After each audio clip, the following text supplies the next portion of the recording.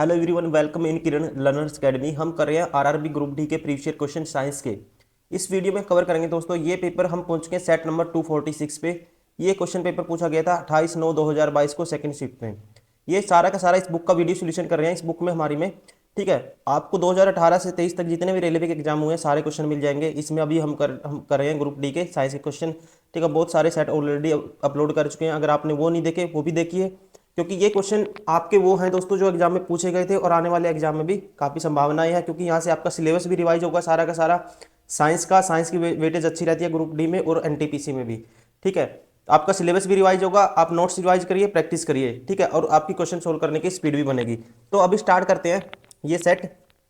ठीक है, इस पेपर में जितना भी क्वेश्चन आए थे साइंस के सारे इस वीडियो में कवर करेंगे। ठीक है, सेकंड शिफ्ट में क्वेश्चन पेपर पूछा गया था 28/9/2022 को। फर्स्ट है, कहते हैं when white light is incident on a prism it undergoes dispersion in this context identify the correct option। ठीक है, इसके कॉन्टेक्स्ट में हमें करेक्ट ऑप्शन बताना है कौन सा होगा। ठीक है, मैं मार्कर चेंज कर लेता हूं फिर इसको हाईलाइट करते हैं। कहते हैं red light bands most in the prism. दोस्तों ये गलत है। देखो, आपको ये पता होना चाहिए वी आई डिस्पर्सन का क्या होता है। जैसे कोई प्रिज्म है, कोई लाइट आएगी, ठीक है, ऐसे कॉर्नर पे टकराएगी और ऐसे मुड़ जाएगी। ठीक है, दैट इज कॉल्ड ठीक है, ये क्या है, डिस्पर्सन ऑफ लाइट। मतलब कि रिफ्लेक्ट होगी फिर इसमें जाएगी, अंदर जाएगी, और कितने कलर में डिवाइड होती है, 7 कलर में। Speed of violet colour light is slowest in the prism. दोस्तों जो है ना, देखो वीप गोर में जो सबसे कम स्पीड किसकी होगी, वायलेट की होगी, ध्यान रखेंगे। और रेड की क्या होती है, सबके सबसे मैक्सिमम स्पीड होती है इसकी। और इसकी क्या होगी, हमेशा ध्यान रखेंगे, क्वेश्चन बार बार बनते हैं यहाँ से, मिनिमम स्पीड होती है।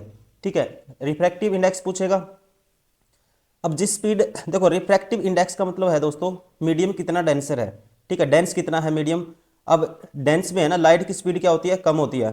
ठीक है, अब इसकी तो स्पीड रेड की तो बहुत ज़्यादा होती है, इसलिए ये कम डेंस होगा, इसका रिफ्रैक्टिव इंडेक्स क्या क्या होगा, ठीक है, कम होगा।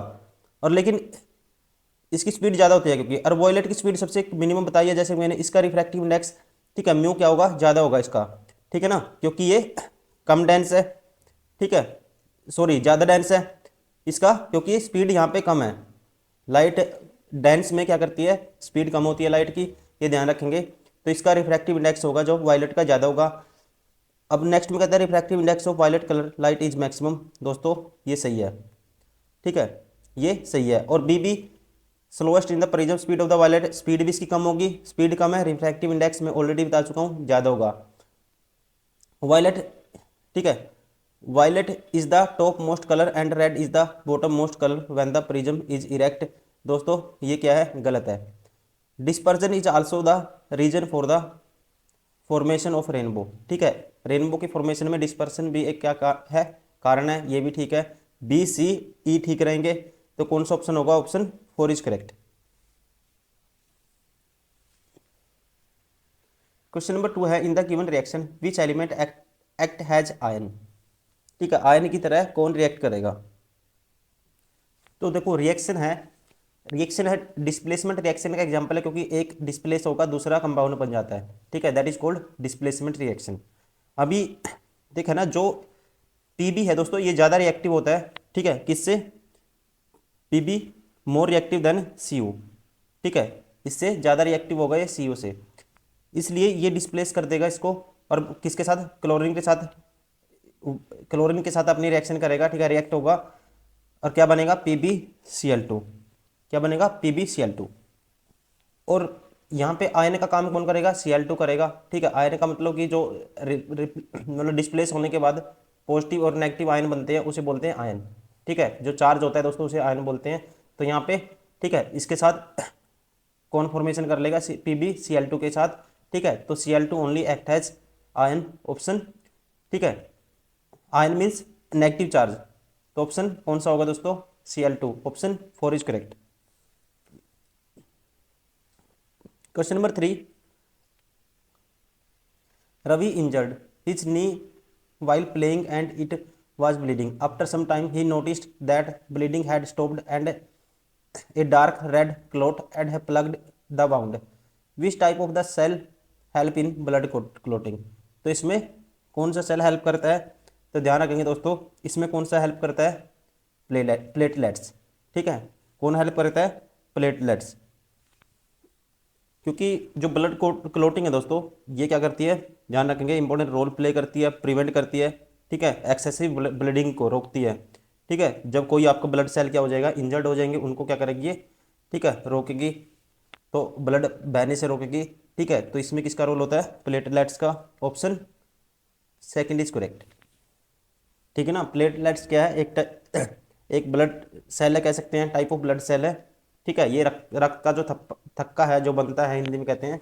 ठीक है, जमाने में क्या करती है, मदद करती है। Question number 4, which of the following rules और लॉ करेक्टिवली, ठीक है, correctly describe the direction of the force, magnetic field and current at the same instant. तो दोस्तों देखो, एक है फ्लेमिंग लेफ्ट हैंड रूल, एक right hand rule. Left hand rule क्या कब काम करता है, जब आप किसी भी करंट कैरिंग कंडक्टर को मैग्नेटिक फील्ड के अंदर रखोगे। ठीक है, किसके अंदर रखोगे, मैग्नेटिक फील्ड के अंदर रखोगे, और जो फोर्स अप्लाई होगा उस फोर्स की जो डायरेक्शन है, ठीक है, कैन बी डिटरमाइंड, किससे डिटरमाइन करते हैं, using Fleming's left hand rule. ठीक है, किस कौन बताता है, फ्लेमिंग लेफ्ट हैंड रूल बताता है। वैसे ही राइट हैंड रूल में क्या होता है, इसमें जब आप कोई भी मूविंग जो मूव करता है वैसा कंडक्टर रखोगे। ठीक है, moving conductor placed in magnetic field, जो इलेक्ट्रिक करंट होगा दोस्तों, इंड्यूस्ड करंट क्या हो जाएगा, ठीक है, पैदा हो जाएगा। Induced current will be induced, मतलब कि अपने आप करंट पैदा हो जाएगा उसमें। ठीक है ना, और जो इंड्यूस्ड करंट है उसकी डायरेक्शन डिटरमाइन करते हैं फ्लेमिंग राइट हैंड रूल से। ठीक है ना, फ्लेमिंग राइट हैंड रूल से। इसने कहा था, कहता है विच of the following, same instant पे बताना हमें, correctly describe the direction of force, magnetic field and the current at the same instant. तो ये कौन बताता है, फ्लेमिंग लेफ्ट हैंड रूल बताता है। Option third is correct. Question number 5, which of the following is correct nomenclature of the given structure. ठीक है, कहता है निम्न में से कौन सी संरचना का सही नामांकन है। देखो, अब इथेनॉल का जो फॉर्मूला होता है ना, इथेनॉल का फॉर्मूला होता है C2H6O। ठीक है, 2 कार्बन है, तो इथेन 1 ओल। ठीक है, तो कौन सा बनेगा, इथेन 1 ओल बनेगा, ध्यान रखेंगे, option first is correct. Question number 6, a concave mirror focal length f produced a real image at a distance v from the pole. ठीक है, किसकी बात हो रही है, कॉनकेव मिरर की। When an object is kept at the distance of u from the pole, here focal length of the given mirror is, आपको बतानी है फोकल लेंथ। तो देखो आसान क्वेश्चन है, आपको पता है 1/f किसके बराबर होता है, 1/u, मिरर फॉर्मूला 1/v। तो यहाँ से आप कहोगे u प्लस v, ठीक है, बटे में uv बराबर है 1/f। तो f की वैल्यू यहाँ से क्या आ जाएगी, ठीक है, क्रॉस मल्टीप्लाई कर देंगे, uv डिवाइड बाई, ठीक है, v प्लस u हो जाएगा, नीचे u प्लस v हो जाएगा। तो f आएगा uv बटे में u प्लस v। ठीक है, तो कौन सा है option third is correct. Question number 7, the power of an electric equipment through which a charge of 15 coulomb is flowing per 5 seconds when it is connected to 20 volt source is. देखो, ऐसे question करने के लिए दोस्तों आपको छोटे छोटे expression आने चाहिए। आपने अगर 12th में फिजिक्स नहीं था वो अलग बात है, लेकिन फिर भी अगर नहीं है कोई ऐसी बात भी नहीं है कि आप याद नहीं कर पाओगे। ठीक है, आपको पावर होता है VI होता है, ठीक है, और करंट निकालना आपको, ये क्या होता है Q/, ठीक है, T। अब चार्ज कितना है, कितने कूलम्ब है 15, बटे में टाइम कितना है 5 सेकेंड, तो करंट आ जाएगा 5 × 15 3 एम्पियर। ठीक है, आई की वैल्यू ये आ गई। तो पी की पावर की वैल्यू निकालनी है, वोल्टेज कितना है 20 वोल्ट है, करंट है 3, तो ये आ जाएगा, पावर आ जाएगी 60 वोट। Option 4 is correct. ठीक है ना, option 4 is correct. Question number 8, which of the following statement with regard to the principal axis of a spherical mirror are correct. ठीक है ना, about principal axis of a spherical mirror, आपको बताना है कौन सी स्टेटमेंट है जो करेक्ट होगी। पहला कहता है, ठीक है, पहला कहता है दोस्तों, the pole of principal axis similar to the origin of the Cartesian coordinate axis plane. तो ध्यान रखेंगे जो इसका पोल होता है, ठीक है, ऑन प्रिंसिपल एक्सिस पे, ये किसकी तरह होता है, कार्टेशियन कोऑर्डिनेट एक्सिस प्लेन की तरह होता है, ठीक है, ये ठीक है। Distances measured from the pole along the principal axis opposite to the direction of incident light are negative. तो दोस्तों ये भी सही है, ठीक है ना। आप इसमें एक साइड, ये लेफ्ट साइड में पॉजिटिव ले, नेगेटिव लेते हो, इसमें क्या लेते हो, नेगेटिव लेते हो, राइट साइड में। तो इंसिडेंट रे के अपोजिट ये डायरेक्शन में क्या होगा, नेगेटिव होगा, ये भी ठीक है। हाइट ऑफ द ऑब्जेक्ट और the image above the principal axis and perpendicular it are consider are negative. तो इस केस में, इसके केस में दोस्तों हाइट हमेशा पॉजिटिव लेते हैं। अगर इमेज बनेगी, ठीक है, इमेज बनेगी अबव प्रिंसिपल एक्सिस से तो हाइट पॉजिटिव रहेगी, नीचे बनेगी तो हाइट रहेगी नेगेटिव, ठीक है, ये होता है। तीसरा गलत है, बाकी एक और दो ठीक है, ठीक है। ऑप्शन कौन सा होगा, ए और B, option second is correct, ठीक है, ए और बी करेक्ट है, बाकी तीसरा गलत है। Question number 9, anaerobic respiration of glucose in the muscles produces dash. कहता है मांसपेशियों में ग्लूकोज के अनाक्षी श्वसन द्वारा डैश बनता है। तो ध्यान रखेंगे कि ये क्या बनता है, ये बनता है लैक्टिक एसिड, ठीक है ना, क्या बनता है, लैक्टिक एसिड। और ये भी ध्यान रखें दोस्तों, एनोरबिक जो रेस्पिरेशन होगा, ठीक है, मसल के अंदर, इसमें जो ग्लूकोज है प्रोड्यूस होता है दोस्तों, ठीक है, और क्या बनता है, 2 पायरूरेट, 2 एटीपी और 2 NADH मॉलिक्यूल बनेंगे, ठीक है। लेकिन सेकंड स्टेप में ये किस में कन्वर्ट हो जाते हैं, ठीक है, सेकंड स्टेप में जो पायरेट है उससे क्या बन जाता है, लैक्टिक एसिड बन जाता है, ठीक है।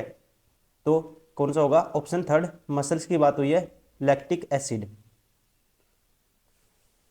और कई बार ये भी पूछ लेता है, बॉडी में जो पेन होता है वो किसकी वजह से होता है, कौन से किसके जमने की वजह से होता है, इसका भी आंसर होगा lactic acid.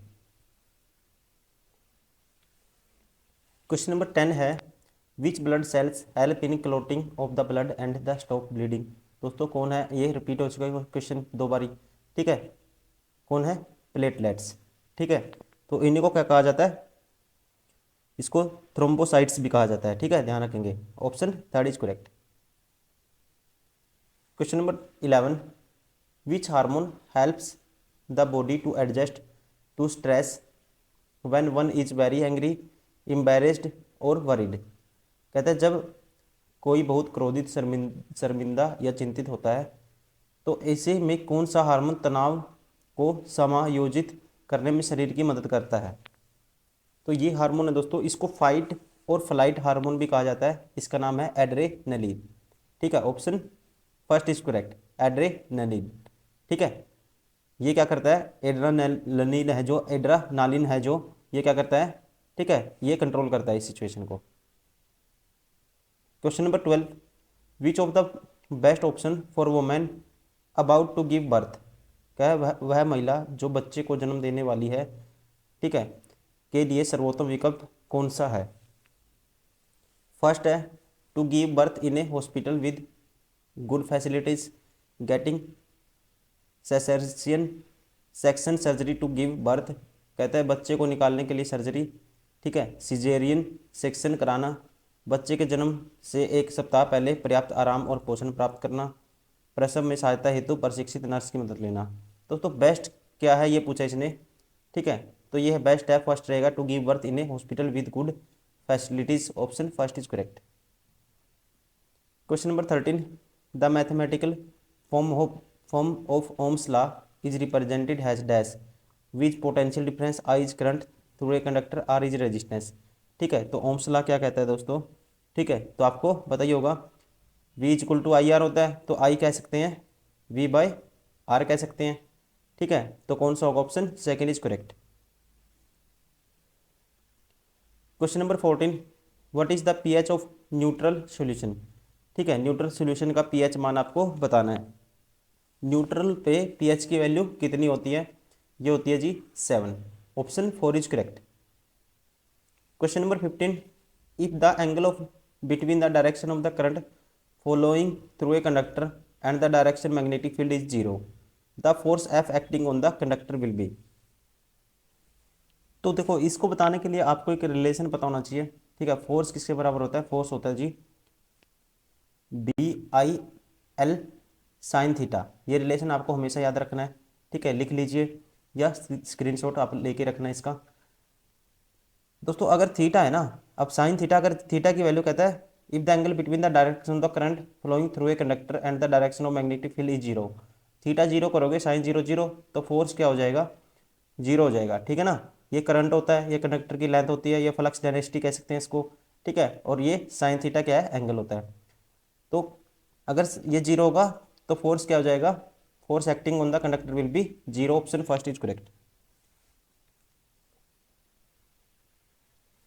Question number 16, in a homologous series which element is replaced by any functional group. तो होमोलोजस सीरीज में किसको रिप्लेस किया जा सकता है दोस्तों? प्रतिस्थापित किया जाता है हाइड्रोजन को। ऑप्शन, ठीक है, फर्स्ट इज करेक्ट।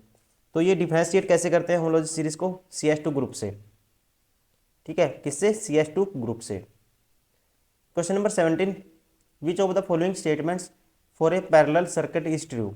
ठीक है, पैरेलल सर्किट के रिगार्डिंग कौन सी स्टेटमेंट है जो ट्रू है? तो डायरेक्ट ही पता होना चाहिए, पढ़ने की जरूरत नहीं है दोस्तों। पैरेलल में क्या होता है, ठीक है, the potential difference from the individual resistance of parallel circuit is always unequal, ठीक है, ये गलत है। Net resistance of parallel circuit always greater than, net resistance हमेशा कम होता है, ठीक है। Net resistance of parallel circuit always less than the sum of individual branch register, जितने डिवाइड करेंगे ना R1, ठीक है, 1/R, 1/R1 प्लस 1/R2, ठीक है, ये ऐसे चलता रहेगा। तो ये नेट रेजिस्टेंस दोस्तों हमेशा इनसे कम होता है, तो ध्यान रखेंगे। Option third is correct. Question number 18, Newland arrange a element into the periodic table on 10 on the basis of. देखो न्यूलैंड ने जो ऑक्टेव नियम दिया था दोस्तों 1866 में दिया था, कई बार ये पूछ लेता है, ठीक है। और जो इसकी जो स्टार्ट होते हैं एलिमेंट, कहाँ से स्टार्ट होते हैं? लाइटेस्ट एलिमेंट कौन सा है इसकी, ठीक है, वो है हाइड्रोजन। और एंड कहाँ होता है? थोरियम पे, ठीक है, हाइड्रोजन से लेके थोरियम तक। और जो हर 8 एलिमेंट है ना, प्रॉपर्टी रिपीट करेगा फर्स्ट एलिमेंट की तरह, ठीक है। और इसने रखा था इन एलिमेंट्स को increasing order of their atomic masses, ठीक है, increasing order of their atomic masses. Option 4 is correct. Question number 19, which substance formed precipitates when a reaction occurs between potassium sulfate and the barium chloride। तो इसमें क्या होगा? देखो इसने कहा है when reaction occurs between potassium sulfate और barium chloride की आप रिएक्शन कराओगे, ठीक है। तो दोस्तों इसका जो SO4 है, किसका? पोटेशियम का के साथ जो SO4 है किसके साथ लग जाएगा? बैरियम के साथ लग जाएगा, ठीक है। तो बन जाएगा बैरियम सल्फेट, BaSO4, ठीक है। तो कौन सा सोल्यूशन को प्रेसिपिटेट करेगा? ऑप्शन फर्स्ट, ठीक है। तो कौन सा प्रेसिपिटेट फॉर्म्ड होगा? Barium sulphate. Option first is correct. Question number 20, identify the following cell, ठीक है। फॉलोइंग सेल, इसको आइडेंटिफाई करना है, ये कौन सा सेल है? तो ये स्ट्रक्चर है किसका? ध्यान रखेंगे, नर्व सेल का। Option first is correct. Question number 21, light travels from air into water with refractive index the refraction of 1.33, the light रे विल, ठीक है, ये बताना हमने।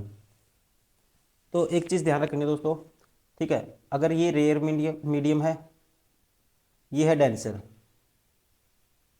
अगर लाइट रेयर से, ये है नॉर्मल, रेयर से डेंसर में जाएगी तो ये नॉर्मल की तरफ मुड़ जाएगी light, bends towards normal.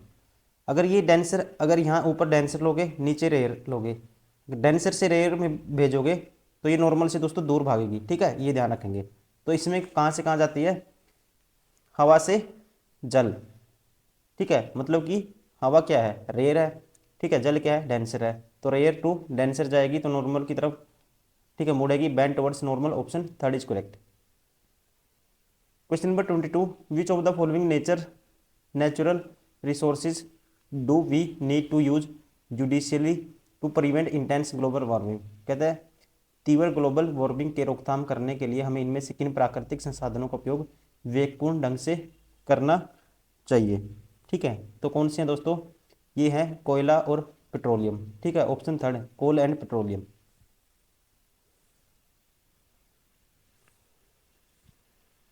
Question number 23, according to the Newlands law octave how many elements are present in between potassium and copper. इसके बीच में कितने एलिमेंट हैं। ठीक है, तो पोटेशियम एंड कॉपर के बीच में दोस्तों कितने हैं। ठीक है, इसने अरेंज किया था increasing order of their atomic mass के इंक्रीजिंग ऑर्डर में, और जो हर 8 एलिमेंट की प्रॉपर्टी पहले के समान है। ठीक है, हर 8 एलिमेंट की पहले की प्रॉपर्टी समान है। तो इनके बीच में पूछा है पोटेशियम कॉपर, ये है 7। Option 4 is correct. Question number 24, what is the best method to dispose of hospital waste.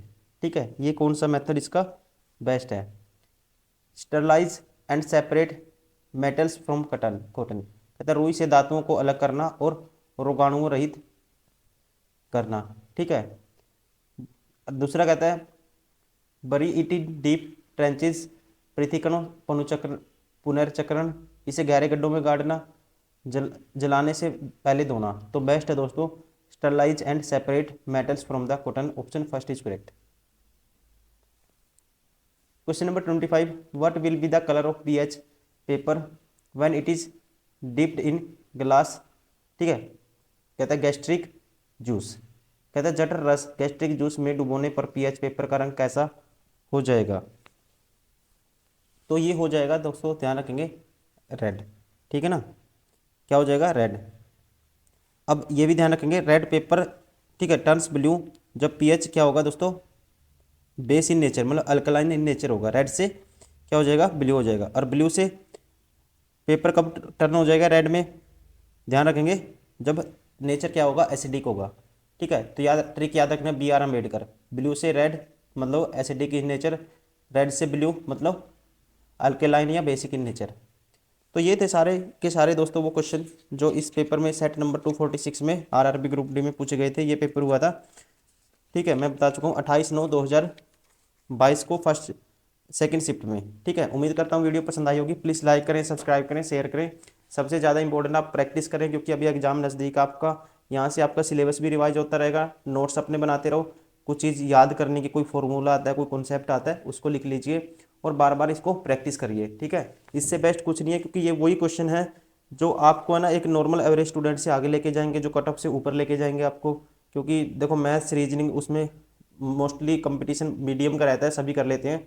ठीक है, अगर सीरियस है स्टूडेंट, लेकिन साइंस में है ना थोड़ी ज़्यादा मेहनत करनी पड़ती है। स्पेशली जो स्टूडेंट है ना, मतलब कि नॉन मेडिकल बैकग्राउंड के नहीं होते या कुछ अलग के हैं जो आर्ट्स के होते हैं, तो आप इसको लगातार प्रैक्टिस करते रहिए। ठीक है, क्वेश्चन ज़्यादा मुश्किल नहीं है, अगर आप मल्टीपल टाइम प्रैक्टिस करोगे क्वेश्चन 80 to 85% रिपीट भी होते हैं एग्जाम में। ठीक है, तो इसी उम्मीद के साथ दोस्तों इस वीडियो में इतना ही, मिलते हैं नेक्स्ट वीडियो में। Thank you, bye bye.